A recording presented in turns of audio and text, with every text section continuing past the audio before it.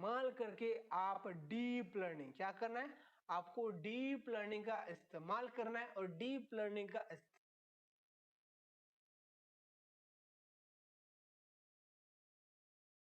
Problem को हम solve कर सकते हैं। दोस्तों डीप लर्निंग के बारे में मैं आपको शॉर्टकट बताना चाहूंगा। डीप लर्निंग में हम न्यूरल नेटवर्क का इस्तेमाल करते हैं।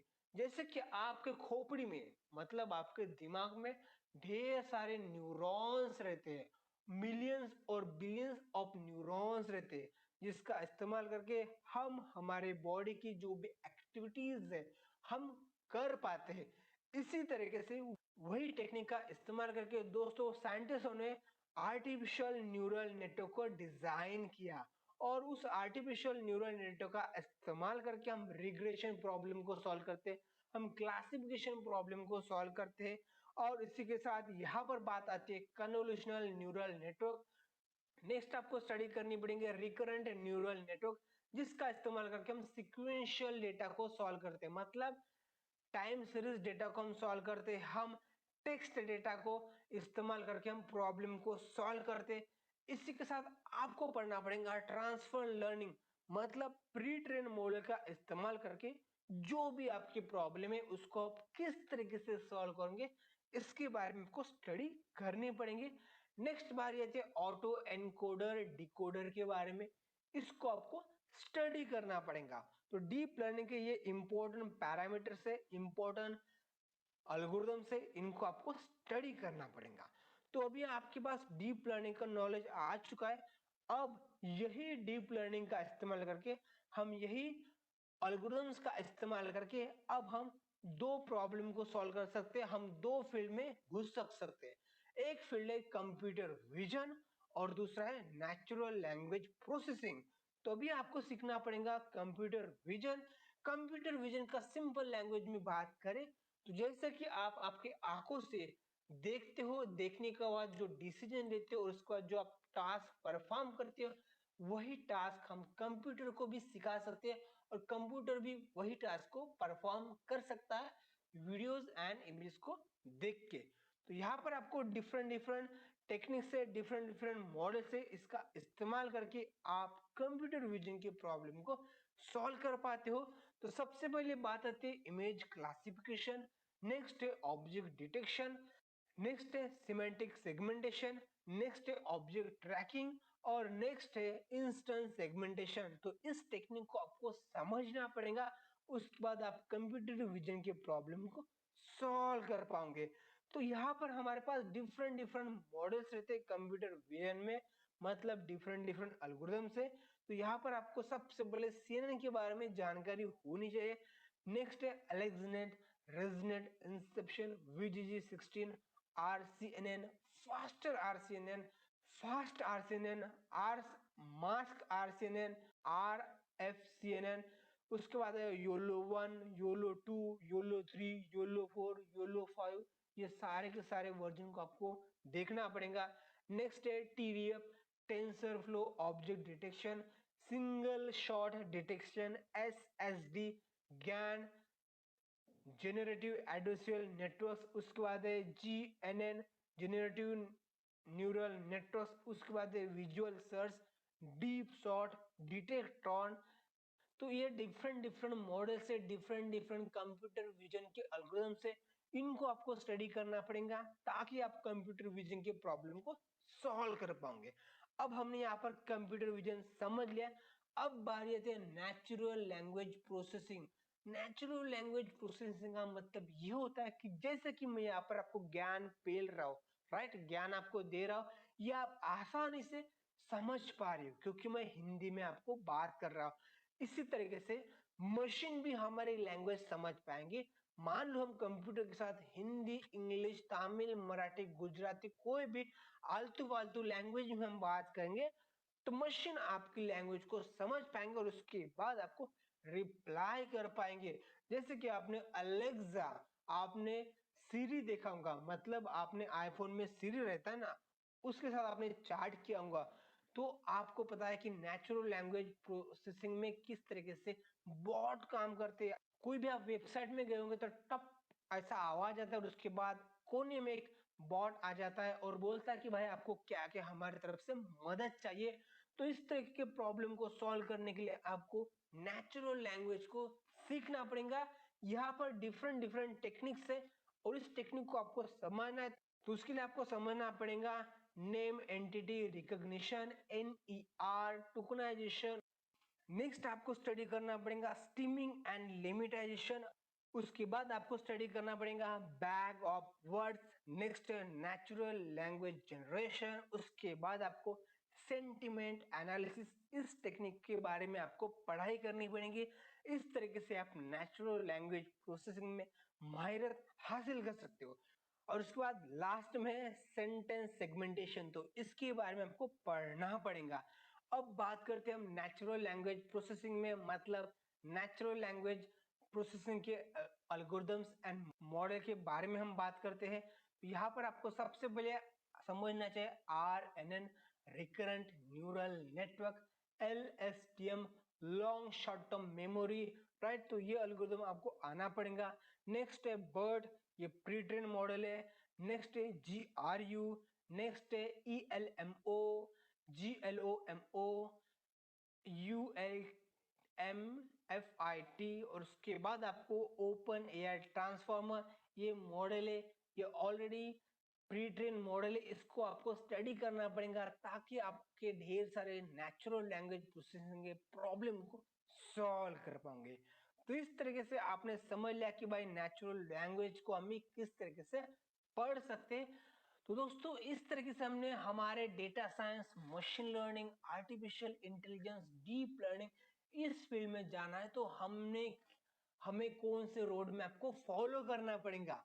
तो हमने सबसे पहले देखा मैथ्स, उसके बाद हमने देखा पाइथन प्रोग्रामिंग लैंग्वेज, उसके बाद हमने देखा डेटा प्री प्रोसेसिंग, नेक्स्ट हमने देखा फीचर इंजीनियरिंग, उसके बाद हमने हमारा जो टाइम है हमने इन्वेस्ट किया मशीन लर्निंग एल्गोरिथम को समझने के लिए, supervise unsupervise reinforcement learning, right. उसके बाद हमने एंड टू एंड हमारे प्रोजेक्ट को सॉल्व किया। नेक्स्ट हमने क्या किया, हमने स्टडी की डीप लर्निंग। डीप लर्निंग में हमने स्टडी किया neural network, convolutional neural network, recurrent neural network, और उसके बाद हमने कंप्यूटर विजन में एंट्री की। उसके बाद हमने नेचुरल लैंग्वेज प्रोसेसिंग में एंट्री की। तो इस तरीके से आपने क्या किया, मशीन लर्निंग और डेटा साइंस इस फील्ड का फुल रोड मैप आपने फॉलो किया है, राइट। बताया है जो भी आपने रोड मैप दिया है। दोस्तों यहाँ पर बेस्ट आपको प्लेलिस्ट मिलेंगी, जो हमारी प्लेलिस्ट है जिसका नाम है machine learning beginner to professional hands on Python course in Hindi. दोस्तों यहाँ पर बहुत सारी स्ट्रैटेजी मिल, machine learning beginner to professional hands on Python course in Hindi में हम देखेंगे मशीन लर्निंग सिलेबस। तो शुरू करते हैं इंस्टॉलेशन से। पहले हम anaconda Python /r distribution anaconda, और हमारे मेन लिंक है www.anaconda.com डिस्ट्रीब्यूशन। तो इस फर्स्ट लिंक के ऊपर आप क्लिक करो। जैसे आप फर्स्ट लिंक के ऊपर क्लिक करते हो तो हमारा नेक्स्ट पेज ओपन हो जाता है। अब यहाँ पे आपको राइट साइड के टॉप कॉर्नर में मिलेगा डाउनलोड बटन। इस डाउनलोड बटन के ऊपर आपको क्लिक करना है। जैसे आप डाउनलोड बटन के ऊपर क्लिक करते हो उस वक्त आपको स्क्रॉल डाउन करना है। जैसे आप स्क्रॉल डाउन करते हो तो यहाँ पे आपको मिलेंगे 3 operating system, Microsoft Windows, Mac OS and Linux.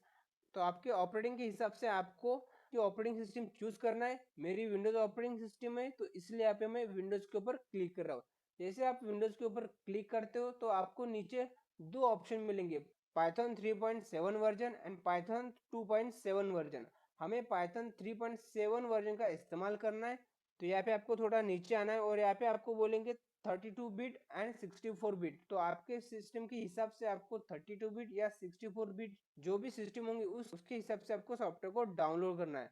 तो मेरी सिस्टम 64 बिट है तो यहाँ पे मैं क्लिक कर रहा हूँ 64 बिट ग्राफिकल इंस्टॉलर। और जिस वक्त आप सॉफ्टवेयर को इंस्टॉल कर रहे होंगे तो उस वक्त आपके सॉफ्टवेयर का वर्जन में भी चेंज हो सकता है और उसकी साइज में भी थोड़ी कम ज्यादा हो सकती है। तो उसके ऊपर ज्यादा फोकस करने की कोई जरूरत नहीं। तो जस्ट यहाँ पे आपको क्लिक करना है। जैसे आप यहाँ पे क्लिक करते हो तो आपका डाउनलोडिंग स्टार्ट हो जाता है। तो दोस्तों यहाँ पे मेरा डाउनलोडिंग स्टार्ट हो चुका है। तो यहाँ पे मेरा सॉफ्टवेयर डाउनलोड हो चुका है। जब आपका सॉफ्टवेयर डाउनलोड हो जाएगा तो आपको इस तरीके का लोगो मिल जाएगा। सॉफ्टवेयर के ऊपर आपको डबल क्लिक करना है या आप राइट बटन क्लिक करके रन एज ए एडमिनिस्ट्रेटर कर सकते हो। तो यहाँ पे अभी मैं रन एज ए एडमिनिस्ट्रेटर के ऊपर क्लिक कर रहा हूँ। जैसे आप इसके ऊपर क्लिक करते हो तो आपकी इंस्टॉलेशन प्रोसेस स्टार्ट हो जाती है। नेक्स्ट आपको यूजर कंट्रोल मांगेगा, तो यहाँ पे आपको यस के ऊपर क्लिक करना है। जैसे आप यस के ऊपर क्लिक करते हो तो आपका इंस्टॉलेशन प्रोसेस स्टार्ट हो जाती है। और यहाँ पे आपको एक चीज का ध्यान देना है कि जो एनाकोंडा नेविगेटर है ये थोड़ा हेवी सॉफ्टवेयर है, तो इंस्टॉलेशन प्रोसेस के लिए आपको आधा घंटा में भी लग सकता है, depend on your system configuration. Next आपके सामने एक पॉपअप ओपन हो जाएगा, वेलकम टू एनाकोंडा। तो यहाँ पे आपको नेक्स्ट बटन के ऊपर क्लिक करना है। जैसे आप नेक्स्ट बटन के ऊपर क्लिक करते हो तो आप जंप करते हो लाइसेंस एग्रीमेंट विंडोज के ऊपर। तो यहाँ पे आपको आई एग्री के ऊपर क्लिक करना है। जैसे आप आई एग्री के ऊपर क्लिक करते हो, नेक्स्ट आपके सामने दो ऑप्शन मिलेंगे, इंस्टॉल फॉर जस्ट मी और ऑल यूजर। तो आपके सिस्टम में जितने भी यूजर है उस यूजर को एनाकोंडा सॉफ्टवेयर को यूज करना है तो आप ऑल यूजर के ऊपर क्लिक करो, या सिर्फ और सिर्फ आपके लिए एनाकोंडा इस्तेमाल करना है तो आप जस्ट मी के ऊपर क्लिक करो। लेकिन मैं यहाँ पे ऑल यूजर के ऊपर क्लिक कर रहा हूँ। और नेक्स्ट आपको क्या करना है, नेक्स्ट बटन के ऊपर क्लिक करना है। नेक्स्ट आपको डेस्टिनेशन फोल्डर पूछेगा, लेकिन मैं इसको बाय डिफॉल्ट रखना चाहता हूँ। आप चेंज करना चाहते हो तो ब्राउज के ऊपर क्लिक करके इस पाथ को चेंज कर सकते हो, लेकिन मैं इसको कैंसिल करता हूँ और मैं नेक्स्ट के ऊपर क्लिक करता हूँ। अब आपकी इंस्टॉलेशन प्रोसेस स्टार्ट हो चुकी है। अब आपको डिटेल चेक करनी है तो यहाँ पे शो डिटेल्स के ऊपर क्लिक करके आप पूरी की पूरी इंस्टॉलेशन डिटेल जान सकते हो। अब इस इंस्टॉलेशन के लिए आपको मिनिमम 10 या 20 मिनट लग सकते हैं। तो यहाँ पे हमारा इंस्टॉलेशन कंप्लीट हो चुका है। अब हमें नेक्स्ट बटन के ऊपर क्लिक करना है। जैसे आप नेक्स्ट बटन के ऊपर क्लिक करते हो उसके बाद आपको और नेक्स्ट बटन के ऊपर क्लिक करना है। जैसे आप नेक्स्ट बटन के ऊपर क्लिक करते हो तो यहाँ पे आपको लिख के आएगा थैंक्स फॉर इंस्टॉलिंग एनाकोंडा। तो आपको फिनिश के ऊपर क्लिक करना है। जैसे आप फिनिश के ऊपर क्लिक करोगे तो आपका एक ब्राउजर ओपन हो जाएगा, उसको आपको डायरेक्ट क्लोज करना है। अब हमें यहाँ पे देखना है कि हमें एनाकोंडा नेविगेटर को किस तरीके से ओपन करना है और उसके बाद जुपिटर नोटबुक में हमें कोडिंग किस तरीके से करनी है। तो उसके लिए आपको क्या करना है, डायरेक्ट सर्च बॉक्स में आपको सर्च करना है एनाकोंडा, या आप डायरेक्ट स्टार्ट मेनू बटन का इस्तेमाल करके रिसेंटली एडिट में आप यहाँ पे देख सकते हो एनाकोंडा नेविगेटर, इसके ऊपर डायरेक्ट क्लिक करके भी इसको ओपन कर सकते हो। तो यहाँ पे अभी मैं एनाकोंडा नेविगेटर को ओपन कर रहा हूँ। तो एनाकोंडा नेविगेटर को ओपन होने के लिए थोड़ा टाइम लगता है, क्योंकि एनाकोंडा नेविगेटर ये थोड़ा हेवी सॉफ्टवेयर है और एनाकोंडा ओपन होने के वक्त आपको नंबर ऑफ पॉपअप आ सकते हैं, तो उसको आपको डरने की कोई ज़रूरत नहीं। तो यहाँ पे हमारा एनाकोंडा नेविगेटर ओपन हो चुका है और आपको यहाँ पे डायरेक्ट ओके के ऊपर क्लिक करना है। और यहाँ पे आप देख सकते हो एनाकोंडा नेविगेटर एप्लीकेशन ऑन में आपको यहाँ पे VS कोड दिख रहा होगा और कुछ अपडेटिंग पैकेजेस इंस्टॉल हो रहे होंगे। तो यहाँ पे आपको थोड़ा वेट करना है और उस वक्त आपका इंटरनेट कनेक्शन होना ज़रूरी है। मान लो आपके सिस्टम में सिर्फ और सिर्फ एक ही आइडियली दिखे तो आपको क्या करना है, इस रिफ्रेश बटन के ऊपर क्लिक करना है या आप एनाकोंडा नेविगेटर को फिर से रिस्टार्ट करो। ठीक है, अब यहाँ पे मैं आपको नोटबुक एंड स्पाइडर के ऊपर थोड़ी जानकारी देता हूँ। स्पाइडर एक आइडियल ही है, इसमें हम पाइथन प्रोग्रामिंग कर सकते हैं, लेकिन हम स्पाइडर का इस्तेमाल नहीं करने वाले हैं। हमारे कोर्स में हम इस्तेमाल करने वाले हैं जुपिटर नोटबुक। तो हमें जुपिटर नोटबुक को ओपन करना है, तो उसके लिए हमें लॉन्च बटन के ऊपर क्लिक करना है। तो यहाँ पे अभी मैं लॉन्च बटन के ऊपर क्लिक कर रहा हूँ। जैसे आप जुपिटर नोटबुक के लॉन्च बटन के ऊपर क्लिक करते हो तो थोड़ी देर में आपका जुपिटर नोटबुक डिफॉल्ट ब्राउजर में ओपन हो जाएगा, क्योंकि जुपिटर नोटबुक ये ब्राउजर बेस्ड आईडी है। मान लो आपका जुपिटर नोटबुक डिफॉल्ट ब्राउजर में ओपन नहीं हो चुका है तो यहाँ पे आपको इस तरीके का पॉपअप आएगा। तो यहाँ पे आपको जो भी ब्राउजर का इस्तेमाल करना है उस ब्राउजर के ऊपर क्लिक करके आप उस जुपिटर नोटबुक को उस ब्राउजर में ओपन कर सकते हो। तो यहाँ पे अभी मैं फिलहाल माइक्रोसॉफ्ट एज के ऊपर क्लिक करता हूँ, उसके बाद मुझे ओके बटन के ऊपर क्लिक करना है। तो यहाँ पे आप देख सकते हो जो जुपिटर नोटबुक है ये हमारे ब्राउजर में ओपन हो चुका है। अब हमें क्या करना है, हमें पाइथन प्रोग्रामिंग करनी है, तो हमें डायरेक्ट न्यू के ऊपर क्लिक करना पड़ेगा। तो यहाँ पे आप देख सकते हो राइट साइड में टॉप कॉर्नर पे न्यू के ऊपर क्लिक करो, और न्यू के ऊपर क्लिक करने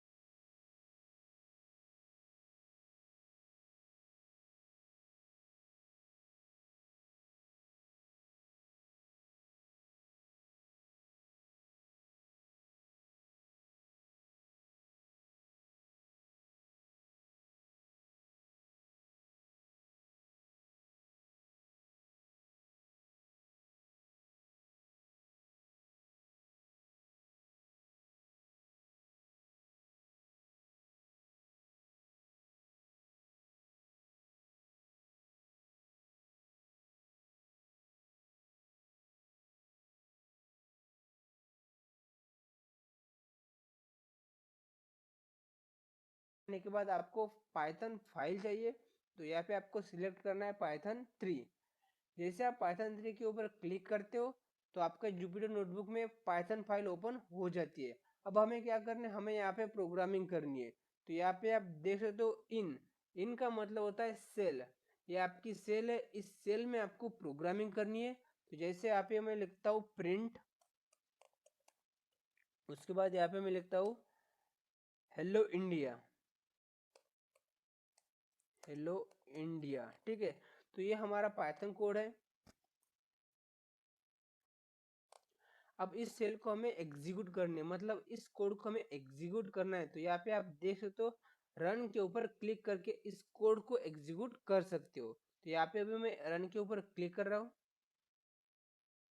तो यहाँ पे आप देख सकते हो हमारा प्रोग्राम एग्जीक्यूट हो चुका है। तो इस तरीके से हमने जुपिटर नोटबुक को इंस्टॉल कर लिया है। तो आने वाले हम नेक्स्ट वीडियो में देखने वाले हैं नमपाई के बारे में। आपने कभी नोटिस किया होगा गूगल के सर्च इंजन में आप कुछ टाइप करते हैं तो आपको उस कंटेंट से रिलेटेड सर्च रिजल्ट्स मिलते हैं। चलिए इसको एक और रियल टाइम एग्जांपल से समझते हैं।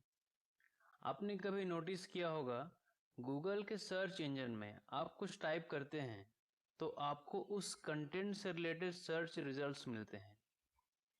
चलिए इसको एक और रियल टाइम एग्जांपल से समझते हैं। अगर आप अपने मोबाइल में गूगल सर्च इंजन में ब्लैक होल सर्च करते हैं तो ब्लैक होल से रिलेटेड स्टोरी मिलते हैं कि नीचे की लिंक वीडियो सिस्टम मशीन। अगर कि जिस कैटेगरी के प्रोडक्ट्स बार बार स्पेसिफिकेशन के बिल्कुल ऐसा ही यूट्यूब में होता है। अगर आप और डीप लर्निंग में क्या रिलेशन है? Machine learning basically artificial intelligence का सबसेट होता है और इससे ऊपर मशीन लर्निंग से एडवांस टेक्निक है डीप लर्निंग। इन सभी को हम आने वाले अपकमिंग ट्यूटोरियल्स में एक्सप्लेन करेंगे। अब हम समझते हैं ट्रेडिशनल प्रोग्रामिंग और मशीन लर्निंग को। ट्रेडिशनल प्रोग्रामिंग में आप कंप्यूटर सिस्टम को डेटा देते हो, फिर हम देखेंगे व्हाट इज नमपाई। नेक्स्ट हम देखेंगे multi dimensional NumPy array, NumPy versus Python list, NumPy for machine learning, installation of NumPy, importing NumPy, how to create NumPy array. तो चलो सबसे पहला हमारा सवाल है व्हाट इज नमपाई। नमपाई को समझने से पहले हम इस वर्ड को पहले समझ लेते हैं। नम का मतलब होता है न्यूमेरिक और पाई का मतलब होता है पाइथन। मतलब न्यूमेरिक कैलकुलेशन हमें करना है तो नमपाई लाइब्रेरी का हम इस्तेमाल करेंगे। और इसकी हम फॉर्मल डेफिनेशन देखेंगे तो नमपाई is a scientific computing library for Python programming language. मतलब हमें कोई साइंटिफिक कंप्यूटिंग वर्क करना है तो उस सिचुएशन में हम नमपाई लाइब्रेरी का इस्तेमाल करेंगे इन पाइथन प्रोग्रामिंग लैंग्वेज में। नेक्स्ट बोलते हैं support large number of data in the form of multi dimensional अरे एंड मैट्रिक्स। मतलब numpy जो लाइब्रेरी वो मल्टी डायमेंशनल अरे को सपोर्ट करती है। हमें मशीन लर्निंग मॉडल को बिल्ड करना है तो उसके लिए हमें थाउजेंड्स ऑफ डेटा को देना पड़ेगा, लेकिन जो हमें डेटा मिलेगा वो कोई ना कोई पर्टिकुलर फाइल फॉर्मेट में मिलेगा, लाइक TSV CSV। लेकिन उस फाइल को हम डायरेक्ट मशीन लर्निंग मॉडल को नहीं दे सकते, तो उस डेटा को हमें पहले कन्वर्ट करना पड़ेगा अरे के फॉर्म में, 1 डायमेंशनल अरे, 2 डायमेंशनल अरे, रिस्पेक्ट टू आर मॉडल। उसके बाद हमारा मशीन लर्निंग मॉडल उस, तो इसलिए हमें लार्ज डेटा को अरे के फॉर्म में रिप्रेजेंट करना है, तो हम numpy का इस्तेमाल करते हैं। नेक्स्ट, numpy का इस्तेमाल करके हम मैथमेटिकल कैलकुलेशन परफॉर्म कर सकते हैं, like linear algebra, Fourier transformer, random number capabilities etcetera. Next हम देखते हैं कि मल्टी डायमेंशनल numpy अरे को किस तरीके से रिप्रेजेंट करते हैं। तो यहाँ पे आप देख सकते हो हमने 1D अरे मतलब 1D numpy अरे को हमने किस तरीके से रिप्रेजेंट किया है। तो उसके लिए हमें अरे के पैरेंथेसिस में आप एक लिस्ट के अंदर सिंगल आइटम या मल्टीपल आइटम डाल सकते हो, उसको हम बोलेंगे 1 डायमेंशनल अरे। और हमें 2 डायमेंशनल numpy अरे को रिप्रेजेंट करना है, तो हम क्या करते हैं, list of list, number of list मतलब होता है 2D अरे, 2D numpy अरे। और हमें 3D अरे को रिप्रेजेंट करना है, तो हम क्या करेंगे, लिस्ट ऑफ लिस्ट मतलब होता है 3D अरे। उसी तरीके से आप ND अरे को रिप्रेजेंट कर सकते हो numpy अरे में। नेक्स्ट हम देखते हैं numpy वर्सेस पाइथन लिस्ट। आपने इस स्लाइड के लास्ट स्लाइड में देखा होगा कि जो हमारा numpy वो भी लिस्ट का इस्तेमाल करते हैं, मतलब numpy ये लिस्ट की तरह ही काम करता है, लेकिन numpy लाइब्रेरी को रिटर्न किया है C प्रोग्रामिंग लैंग्वेज में। तो उसकी वजह से हमें 3 एडवांटेज मिले हैं। फर्स्ट है फास्ट प्रोसेस, मतलब हमें कोई ऑपरेशन परफॉर्म करने तो फास्टली परफॉर्म हो जाएंगे। नेक्स्ट है use less memory to store data, मतलब हमें कोई डेटा को स्टोर करना है तो numpy उस डेटा को स्टोर करने के लिए लेस मेमोरी कंज्यूम करता है। नेक्स्ट है कन्वीनियंट, इसका मतलब यह है कि हमें कोई ऑपरेशन परफॉर्म करनी है, मैथमेटिकल ऑपरेशन परफॉर्म करनी है, तो numpy का इस्तेमाल करके हम इजीली उसको कर सकते हैं। लेकिन पाइथन लिस्ट का इस्तेमाल करके उस ऑपरेशन को हम इजीली परफॉर्म नहीं कर सकते, तो इसके वजह से हमने numpy लाइब्रेरी का इस्तेमाल किया है मशीन लर्निंग में। नेक्स्ट हम देखते हैं numpy फॉर मशीन लर्निंग। हमने numpy लाइब्रेरी को मशीन लर्निंग के लिए क्यों चूज किया है, तो यहाँ पे मैं आपको बता दूं, मशीन लर्निंग में हम इमेजेस का इस्तेमाल करते हैं, मतलब नंबर ऑफ इमेजेस का इस्तेमाल करके हम कुछ नया आउटपुट प्रेडिक्ट करते हैं। मान लो हम ऐसा कोई मॉडल क्रिएट कर रहे हैं जो पर्टिकुलर ऑब्जेक्ट को डिटेक्ट कर सके, तो उस ऑब्जेक्ट को डिटेक्ट करने के लिए हमें पहले मशीन लर्निंग को नंबर ऑफ इमेजेस को देना पड़ेगा, लेकिन machine learning model direct image को रीड नहीं कर पाता। तो यहाँ पे हमें क्या करना पड़ता है, एक इमेज को नंबर के फॉर्म में कन्वर्ट करना पड़ता है। तो यहाँ पे आप देख सकते हो black and white smiley space, इसको बोलते हैं हम ग्रे स्केल इमेज। इस इमेज को हम न्यूमेरिक फॉर्मेट में रिप्रेजेंट करेंगे, तो यहाँ पे आप देख सकते हो इस तरीके से आप न्यूमेरिक फॉर्मेट में उसको रिप्रेजेंट कर सकते हो।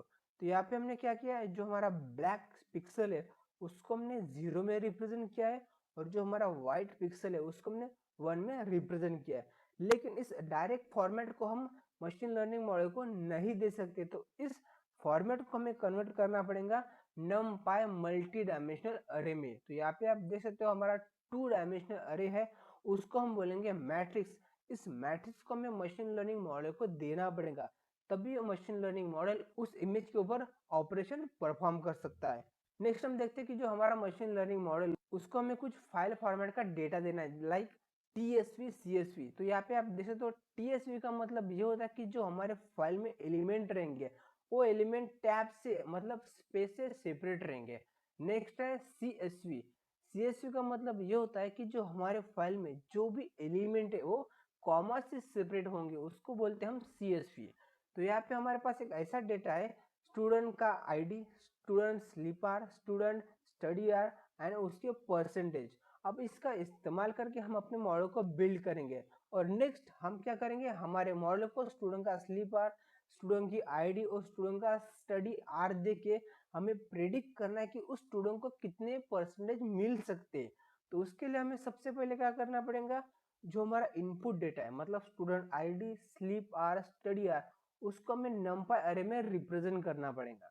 तो यहाँ पे आप देख सकते हो उस डेटा को हम किस तरीके से नंपाई अरे में रिप्रेजेंट करते। तो ये हमारा डेटा है 2D अरे फॉर्मेट में, उसको हम मशीन लर्निंग में बोलेंगे मैट्रिक्स। और हमारा जो आउटपुट है परसेंटेज, उसको हमें नंपाई के सिंगल अरे में रिप्रेजेंट करना पड़ेगा, मतलब 1D अरे में। तो उसको हम मशीन लर्निंग में बोलते हैं वेक्टर। तो यहाँ पे आप देख सकते हो कि हमें पर्टिकुलर फाइल में जो डेटा है उसका इस्तेमाल करके मशीन लर्निंग मॉडल बिल्ड करना है। तो उस फाइल को हम डायरेक्टली एक्सेस नहीं कर सकते, उस फाइल को हमें सबसे पहले कन्वर्ट करना पड़ेगा नंपाई अरे में। तो इसलिए हम नंपाई अरे का मशीन लर्निंग के लिए इस्तेमाल करते हैं। नेक्स्ट हम देखते हैं इंस्टॉलेशन ऑफ नंपाई। नंपाई लाइब्रेरी को हमें इस्तेमाल करना है तो सबसे पहले उसको हमें इंस्टॉल करना पड़ेगा। इस ट्यूटोरियल के पहले हमने देखा था सॉफ्टवेयर इंस्टॉलेशन, उसमें हमने एनाकोंडा नेविगेटर को इंस्टॉल किया था। उसके बाद हमने जुपिटर नोटबुक आईडी को लॉन्च किया था।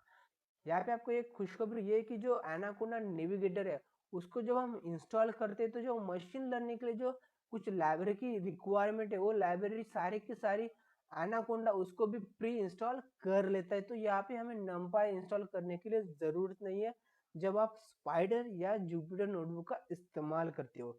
लेकिन आप पाइथन या पाइथन आईडी या कोई अदर आईडी का इस्तेमाल करते हो तो उस वक्त आपको नंपाई को इंस्टॉल करना पड़ेगा। तो उसको इंस्टॉल करने के लिए आपको कमांड प्रॉम्प्ट में जाना पड़ेगा और कमांड प्रॉम्प्ट में लिखना पड़ेगा पिप इंस्टॉल नंपाई। पिप ये पैकेज है जो नंपाई लाइब्रेरी को इंस्टॉल करेगा। जब आप इस कमांड को एग्जीक्यूट करेंगे तो उस वक्त आपकी सिस्टम में इंटरनेट कनेक्शन होना बहुत ज़रूरी है, क्योंकि जो पिप पैकेज है वो नंपाई लाइब्रेरी को ऑनलाइन उसको लेकर उसको इंस्टॉल करेगा।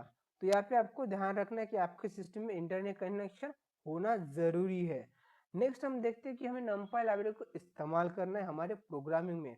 तो उस वक्त हमें नंपाई मॉड्यूल को हमें इंपोर्ट करना पड़ेगा। तो उसके लिए हमें यहाँ पे लिखना पड़ता है इंपोर्ट नंपाई। इंपोर्ट नंपाई, इसका इस्तेमाल करके हम नंपाई लाइब्रेरी को इंपोर्ट करेंगे, नंपाई मॉड्यूल को इंपोर्ट करेंगे।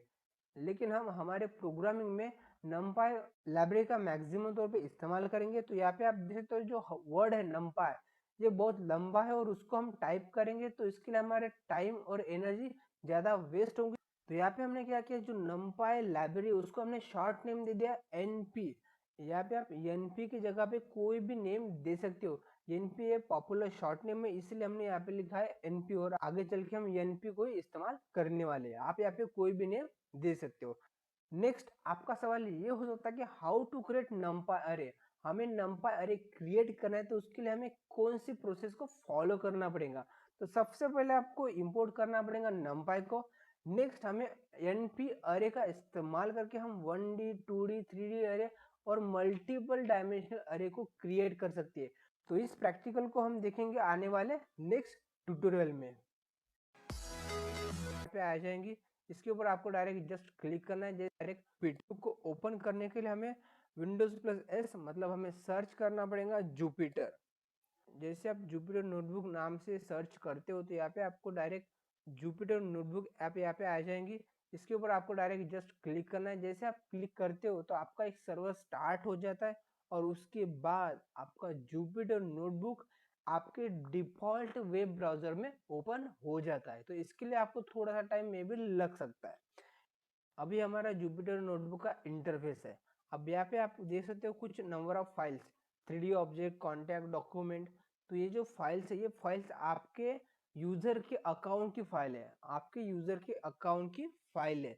अब यहाँ पे आप न्यू फोल्डर क्रिएट करना चाहते हो और न्यू फोल्डर में आपकी पाइथन फाइल स्टोर करना चाहते हो। तो उसके लिए आपको क्या करना पड़ेगा, राइट साइड में टॉप कॉर्नर पे न्यू बटन मिलेंगे, इस न्यू के ऊपर क्लिक करना है और उसके बाद आपको फोल्डर के ऊपर क्लिक करना है। जैसे आप फोल्डर के ऊपर क्लिक करते हो तो अनटाइटल फोल्डर क्रिएट हो जाता है। लेकिन हमें इस फोल्डर को नाम देना है, मतलब टाइटल देना है। तो उसके लिए हमें क्या करना पड़ेगा, उसके सामने जो चेक्स बॉक्स है उसके ऊपर क्लिक करना पड़ेगा, मतलब उसको सिलेक्ट करना पड़ेगा। नेक्स्ट आपको लेफ्ट टॉप साइड में जाना है और यहाँ पे आपको रीनेम नाम की बटन मिलेंगी, इसके ऊपर क्लिक करना है। जैसे आप इसके ऊपर क्लिक करते हो तो यहाँ पे आप अपने फोल्डर को नाम दे सकते हो। अब यहाँ पे मैं क्या करने वाला हूँ, ML machine learning beginner to professional, beginner to professional ये नाम दे रहा हूँ। उसके बाद यहाँ पे मैं लिखता हूँ numpy प्रैक्टिकल, ठीक है। आप यहाँ पे कोई भी नाम दे सकते हो। उसके बाद आपको रीनेम के ऊपर क्लिक करना है, तो आपका फोल्डर क्रिएट हो चुका है। अब यहाँ पे machine learning beginner to professional numpy practical folder, ये जो फोल्डर है ये आपके यूजर के अकाउंट में स्टोर हो जाएगा, मतलब सी ड्राइव में स्टोर हो जाएगा, जहाँ पे आपका अकाउंट फोल्डर है, मतलब यूजर फोल्डर है। नेक्स्ट इसके ऊपर हमें क्लिक करना है। जैसे आप इसके ऊपर क्लिक करते हो तो आप इस फोल्डर के अंदर चले जाते हो। अब हमें क्या करना है, हमें प्रैक्टिकल करना है। तो प्रैक्टिकल करना है तो हमें पाइथन फाइल को ओपन करना पड़ेगा। तो उसके लिए हमें क्या करना है, सेम न्यू बटन के ऊपर जाना है और यहाँ पे हमें मिलेंगे पाइथन 3, मतलब Python 3.7, Python 3.6 according to your software. तो इस फाइल को हमें ओपन करना है। तो यहाँ पे जस्ट आपको क्लिक करना है। जैसे आप क्लिक करते हो तो हमारी IPython NB नाम की फाइल क्रिएट हो जाती है। इसका मतलब ये होता है, आई मतलब इंटरेक्टिव, पाई मतलब पाइथन, NB का मतलब होता है नोटबुक, इंटरेक्टिव पाइथन नोटबुक, क्योंकि हम जुपिटर का इस्तेमाल कर रहे हैं इसलिए। तो इस फाइल का ये एक्सटेंशन रहेगा। अब इस फाइल को हमें नेम देना है। तो यहाँ पे आपको क्या करना पड़ेगा, लेफ्ट साइड के टॉप कॉर्नर में आपको अनटाइटल लिख के कुछ मिला होगा, तो इसके ऊपर आपको जस्ट क्लिक करना है। उसके बाद आप पाइथन फाइल को नाम दे सकते हो। तो यहाँ पे मैं लेता हूँ numpy प्रैक्टिकल 1 लिखता हूँ, ठीक है। ये हमारा फर्स्ट प्रोग्राम है इसलिए यहाँ पे मैंने लिखा 1। उसके बाद मैं रीनेम के ऊपर क्लिक करता हूँ तो आपकी जुपिटर फाइल क्रिएट हो चुकी है। अब हमें प्रैक्टिकल करना है। अब हमें क्या करना है, numpy को इंपोर्ट करना है। क्या करना है, numpy को हमें इंपोर्ट करना है। तो उसके लिए हमें क्या करना पड़ता है, इंपोर्ट। उसके बाद हमें numpy को इंपोर्ट करना है। तो यहाँ पे हम लिखेंगे numpy, ठीक है। अब यहाँ पे आप सोच रहे होंगे कि जो हमने लिखा है वो किस जगह पे लिखा है। तो इसको बोलते हैं सेल। IN का मतलब होता है इंटरेक्टिव। तो इस सेल में आप प्रोग्राम लिखोगे, उसके बाद इसको आप एग्जीक्यूट करोगे। तो यहाँ पे हम numpy को इंपोर्ट कर रहे हैं, लेकिन हमारे प्रोग्राम में हम numpy का इस्तेमाल मैक्सिमम तौर पे करेंगे। इस लॉन्ग नेम को बार बार यूज करने की वजह हम क्या करते हैं, इसका शॉर्ट नेम इस्तेमाल करते हैं। तो यहाँ पे हमें लिखना पड़ेगा एज कीवर्ड। उसके बाद हमें इस numpy का जो भी शॉर्ट नेम देना है आप नेम दे सकते हो। तो यहाँ पे मैं लिखता हूँ NP, आप इसके जगह पे कोई भी नेम दे सकते हो। अब हमें इस लाइन को एग्जीक्यूट करना है। क्या करना है, इस लाइन को हमें एग्जीक्यूट करना है। तो यहाँ पे हमारे पास 3 ऑप्शन है, 2 शॉर्टकट के, मतलब शिफ्ट प्लस एंटर दबा के भी आप इस लाइन को एग्जीक्यूट कर सकते हो। और नेक्स्ट हमारे पास है कंट्रोल प्लस एंटर, इसका भी इस्तेमाल करके हम इस करंट सेल को एग्जीक्यूट कर सकते हैं। लेकिन शिफ्ट और कंट्रोल में डिफरेंस क्या है, तो शिफ्ट एंटर का इस्तेमाल करके क्या होगा कि जो हमारी करंट सेल है वो करंट सेल एग्जीक्यूट होंगी, उसके बाद उसके बिलो न्यू सेल क्रिएट होंगी। और कंट्रोल प्लस एंटर का इस्तेमाल करके हम करंट सेल को सिर्फ और सिर्फ एग्जीक्यूट कर सकते हैं। तो ये हमारे 2 शॉर्टकट की का इस्तेमाल है। नेक्स्ट हम क्या कर सकते हैं, रन बटन के ऊपर क्लिक करके भी हमारी लाइन को एग्जीक्यूट कर सकते हैं, मतलब हमारे प्रोग्राम को एग्जीक्यूट कर सकते हैं। और जब हम रन बटन का इस्तेमाल करते हैं तो रन बटन क्या करता है, शिफ्ट एंटर की तरह ही काम करता है, मतलब करंट सेल को एग्जीक्यूट करता है और न्यू सेल को इंसर्ट करता है उस करंट सेल के बिलो में। तो चलो हम डायरेक्ट रन के ऊपर क्लिक करते हैं। तो यहाँ पे आप देख सकते हो जो हमारा इंपोर्ट numpy है, इसके सामने एक बॉक्स में स्टार मतलब एस्टिक करके यहाँ पे साइन मिला होगा। इसका मतलब ये होता है कि जो हमारा प्रोग्राम वो एग्जीक्यूट हो रहा है। और जैसा आपका प्रोग्राम एग्जीक्यूट हो जाएगा तो उस एस्टिक के जगह पे कोई पर्टिकुलर नंबर मिलेगा। तो यहाँ पे आप देख सकते हो यहाँ पे नंबर मिला है 1, मतलब जो हमारा नंबर लाइब्रेरी वो सक्सेसफुली इंपोर्ट हो चुका है। अब हमें क्या करना है, हमें अरे को क्रिएट करना है। क्या करना है, हमें अरे को क्रिएट करना है, मतलब numpy अरे को क्रिएट करना है। तो उसके लिए हम क्या करते हैं, यहाँ पे लिखते हैं numpy का शॉर्टकट नेम, यहाँ पे आप numpy भी लिख सकते हो। उसके बाद हमें लिखना पड़ेगा डॉट। उसके बाद हमें अरे क्रिएट करना है। हमें क्या करना है, अरे क्रिएट करना है। तो यहाँ पे हम लिखते हैं अरे।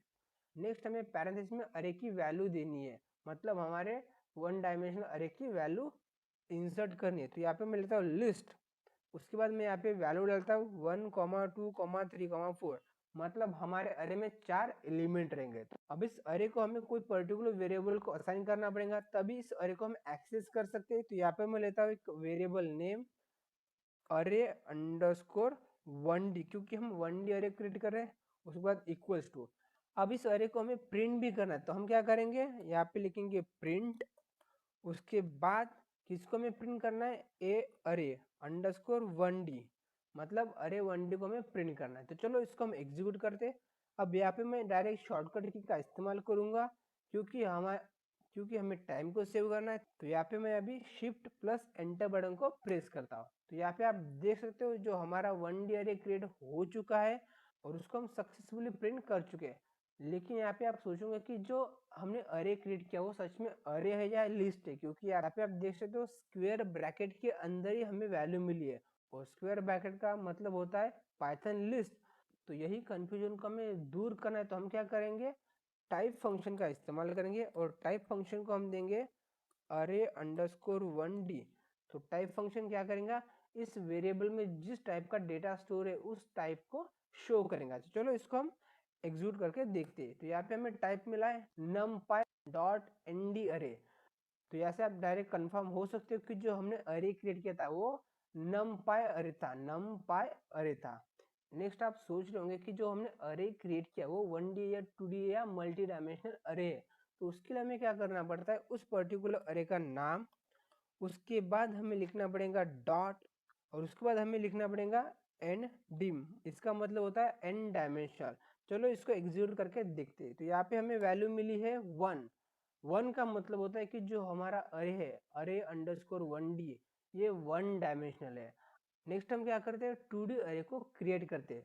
2D अरे को क्रिएट करने के लिए सेम है numpy डॉट अरे, उसके बाद पैरेंथेसिस। अब यहाँ पे आपको ध्यान रखना कि जब हमें 2D अरे क्रिएट करना है तो लिस्ट ऑफ लिस्ट मतलब 2D अरे होता है। तो यहाँ पे मैं लेता हूँ फर्स्ट लिस्ट, उस लिस्ट के अंदर हमें लिस्ट लेनी है। तो यहाँ पे मैं सेकंड लिस्ट लेता हूँ, उसके बाद इसमें आइटम डालता हूँ 1, 2, 3, 4। एक हमारी लिस्ट हो गई, उसको हम कॉमा से सेपरेट करते हैं। नेक्स्ट हम लिस्ट लेते हैं 5, 6, 7, 8। तो जो हमारे 2 लिस्ट है वो एक लिस्ट के अंदर है। तो चलो इसको हम असाइन करते हैं एक दूसरे वेरिएबल को। यहाँ पर मैं लेता हूँ अरे अंडरस्कोर 2D और इसमें हम स्टोर करते हैं 2D अरे। तो चलो इसको हम डायरेक्ट प्रिंट करते हैं। तो प्रिंट करने के लिए हमें लिखना पड़ेगा प्रिंट, उसके बाद उस अरे का नाम। ठीक है, तो यहाँ पे लेता हूँ मैं 2D। चलो इसको डायरेक्ट एग्जीक्यूट करके देखते हैं। तो एग्जीक्यूट करने के लिए सेम शिफ्ट प्लस एंटर या कंट्रोल प्लस एंटर। तो चलो यहाँ पे मैं अभी कंट्रोल प्लस एंटर बटन का इस्तेमाल करता हूँ। तो यहाँ पे आप देख सकते हो हमारा 2D अरे प्रिंट हो चुका है। अब यहाँ पे आप सोच रहे हो कि हमें नेक्स्ट सेल नहीं मिली है क्योंकि हमें आगे की प्रोग्रामिंग करनी है। तो उसके लिए आप यहाँ पे डायरेक्ट देख सकते हो प्लस साइन, इस प्लस साइन बटन के ऊपर भी आप क्लिक करके नेक्स्ट सेल क्रिएट कर सकते हो। और इसके अलावा हमारे पास एक शॉर्टकट की है, वो है ए का इस्तेमाल करके भी आप जो आपकी करंट सेल है उसके अब न्यू सेल इंसर्ट कर सकते हो। तो यहाँ पे मैं प्रेस करता हूँ ए, यहाँ पे आप स्मॉल ए कैपिटल ए कुछ भी प्रेस कर सकते हो। और आपको करंट सेल के बिलो कोई सेल चाहिए, करंट सेल के बिलो कोई सेल चाहिए तो आपको प्रेस करना पड़ेगा बी, स्मॉल बी या कैपिटल बी।